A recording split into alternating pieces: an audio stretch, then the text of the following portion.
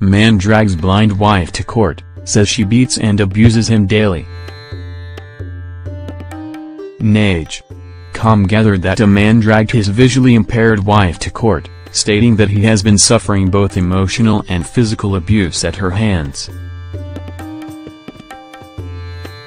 A Zimbabwean man identified as Felix Dube dragged his wife to court where he accused her of abusing him both physically and emotionally. Mr. Dube, an accountant at the Birlalama District Education Office, asked the court for a protection order against his wife, Vusal Dube, who happens to be visually impaired. He claimed she had no qualms about insulting him in the presence of their children, while also stating that she had threatened to kill herself several times. Mr. and Mrs. Dube on their wedding day. Speaking in court, Mr. Dube said, "My wife has assaulted me on several occasions. At one time she used my phone to assault me. She once gained entry into my car with the assistance of her relative and took my valuables.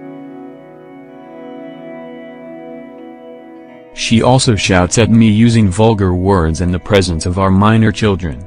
She has also locked me out of the house several times, forcing me to sleep outside in my car and ripped up my clothes.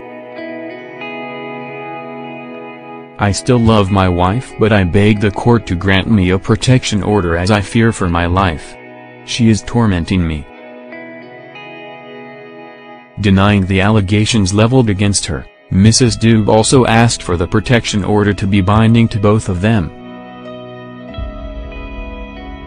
"My husband is the one taking advantage of my disability to assault me, knowing that there is nothing I can do to defend myself. I have never disturbed his peace, taken his valuables or tore his clothes. In fact, he has on several occasions confiscated my valuables. At one time he forcefully took my bank cards and refused to release them when I wanted to pay my medical bills." She further claimed that she had filed a domestic abuse report against her husband in the past and he asked her to drop the charge, promising to change.